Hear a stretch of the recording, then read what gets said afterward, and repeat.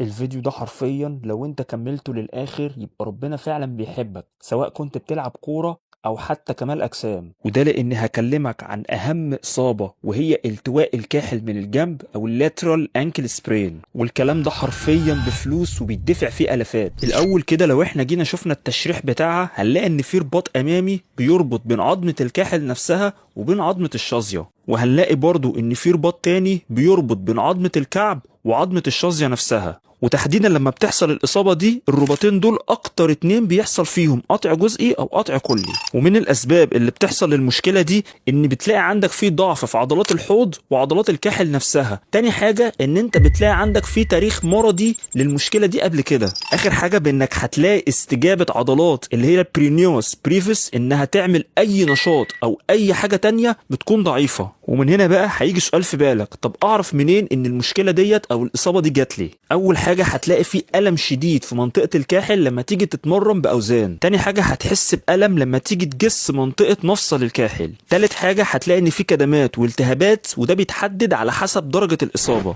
آخر حاجة هتلاقي في ضعف وعدم استقرار في المفصل ده ومفيش توازن لما تيجي تقف. آخر حاجة بقى، طب أنا إزاي بقى أعالج الإصابة دي وإزاي أعمل لها تأهيل؟ في الأول خالص لازم تفهم هي درجة الإصابة دي عاملة إزاي. هل هي درجة أولى بإنك بتلاقي ألم مع نقص في المدى الحركي، ولا درجة تانية بإنك بتلاقي قطع جزئي في الرباط، ولا درجة تالتة بإن في قطع كامل في الرباط نفسه؟ ولو افترضنا إن الإصابة كانت ما بين الدرجة الأولى أو الدرجة التانية، أو حتى كمان إنك عديت المرحلة التالتة اللي هو القطع الكامل بعد ما تكون خلصت مرحلة الريس، بإنك تحط التلج على المنطقة المصابة وتستريح وتضغط عليها وتعمل رفع ليها، أول حاجة لازم تبدأها في مرحلة التأهيل وهي تمارين الأيزومتريك. يعني بتعمل ليه ثبات من غير ما يحرك أي مفصل في جسمه. وبعدين بتشتغل معاه حاجة اسمها الماسل اكتيفيشن، يعني بتعمل تفعيل للعضلة من غير ما تعمل أي تمارين فيها سترينز، زي انك تعمل معاه مثلا تمارين البالانس، ويفضل كمان تكون على ارض صلبة ومسطحة في الاول.